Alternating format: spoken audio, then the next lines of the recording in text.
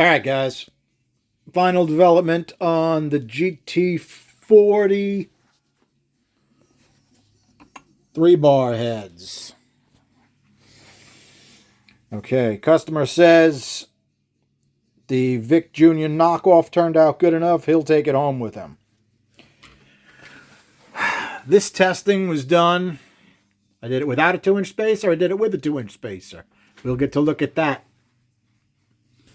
Carb 770 Truck Avenger with a K&N on it. Okay, so I want to do a little sailing the seas of cheese here with a string. Right now we're going through 5. Everything else has been taped. Tape works fine if you got a vacuum on it, no problem. Can't blow through it though with tape. It'll open it right up. I decided to throw a little clay radius on top of the 2-inch open spacer. Now, when I prep a 2-inch spacer, I would make it so it actually fits. Now, if you take a look at this, let's see if I can get this relatively steady for you guys. This edge doesn't even come close. There's at least 3/8 of an inch difference in that radius. Okay? Same on that side. So when I do a spacer for a manifold, all that would be blended in perfect. I'm not going to change this spacer because it's a spacer for testing. Okay, same thing on the edge here. This edge here, see this edge here, not even close. Okay, so the spacer is actually smaller than the opening on the carb all the way around. Now the theory behind the spacer is, let's say we're using this runner like we're using now. The air gets a more gentle, gradual radius to go to all 4 barrels using the spacer. Now, what I've found on spacers, depending upon how hungry the engine is, it absolutely loves the extra plenum volume. True, most of my testing was with throttle body fuel injection, but I really don't see it being that much different with a carb. The only thing I could see with a carb is you may need to crank up the accelerator pump a little bit because you're adding fuel to a larger volume in the plenum. Fuel injection was no problem. You just twist the knob. All right, guys, I got you on the tripod. That way it at least loosens up a hand for me. I just got to get all my stuff together. Got your string. We're set at a good lift, probably about 500 thousandths. So we're going to be flowing around 220 or so CFM through this.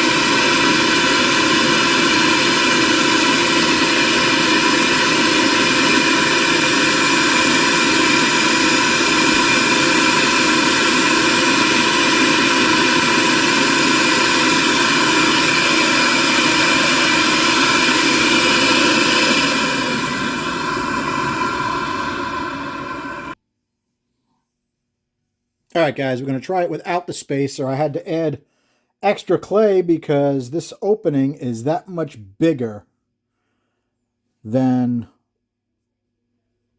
the spacer opening. Now, I didn't make this opening any bigger, so I'm not 100% sure why it is bigger. I'm not really worried about it.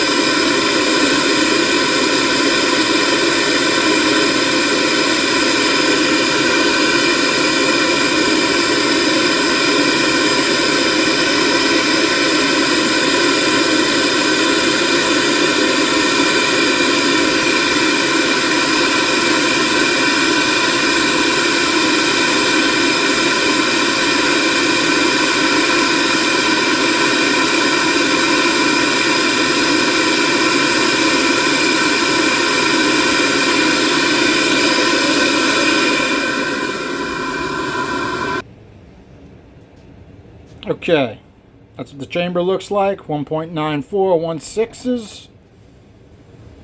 This head is basically done.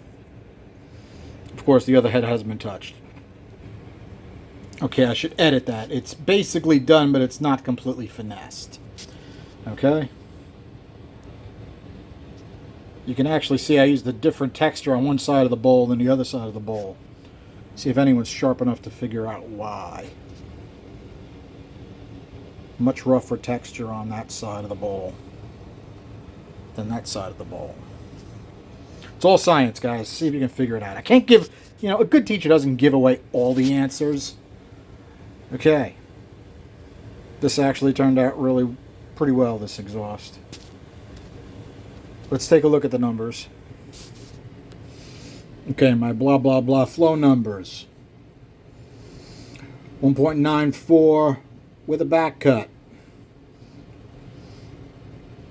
This is just a 1204 radius with a little bit of clay to fill in the holes. Let's take a look at 0.15. You know what we need to do? We need the pluses and minuses from last time you guys seen these. Hold on. Okay. This test here was 1.94 with a back cut. It says full boat, means this was completely ported already. Now from these numbers I took some air speeds and I changed a few things. I forgot how many times it's been on and off the bench, but not that easy at giving up numbers. I forget where we started off, but they didn't flow fantastic out of the box. Not good, really. Okay. Loss at the lows, little bit of a gain, at 300 or 188 and change, which is about what we were doing on the aluminum AFR Enforcer copies. But these aren't nearly as big a port. So here at 500 we were 228, 231, 230.7, 236, 232.4, 238 and change. Okay, I worked on getting the higher lifts because it's going to be in the Insane Skateboard project, which is the the Cobra replica chassis, which is going to be ultra light. Okay, the exhaust, right? This was fully done. I must have tested a different port because it got worse everywhere. That really doesn't make a lot of sense to me. So I'm going to have to double check that. In any case, even the worst one was not bad. 177.8 with a pipe, 189 with a pipe, small pipe, big pipe, 179.9, 190. Even the worst port, not bad. Now we're going to move over to here. This is tested with the Vic Jr. and the 770 carb on it. So we get to compare our flow numbers bare head to what it's like with an intake manifold. Take a look at 0.15. You got 105.2, 105.1, 300, 188.9, 183.8, 400, 222.4, 211. You start to lose a little bit at the higher lifts. 231.1, 218, 236, 220.1, 238.2, 222. Now, from this point, added a 2-inch spacer. So from here to here, gained a little tiny bit. Little tiny bit, gained a little tiny bit, almost identical, lost, gained a tiny bit, gained a tiny bit, gained a tiny bit. All right. Now you have to remember that spacer has not been matched to the intake. I'm pretty sure those numbers would change if we matched them to the intake. Let's take a little more look at the ports, and that'll be it for today. Okay, quick look. We've got some decent air speeds through this port right now. I'm pretty happy with the way it turned out. Okay, see if you can see the shape in there a little bit.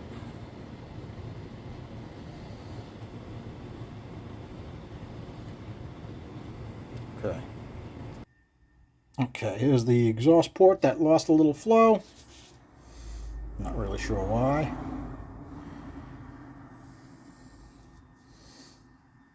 But like I said, these aren't completely finessed, so when I go through and make sure every port is exactly the same size, I'll make that up. I'm not worried about it right now.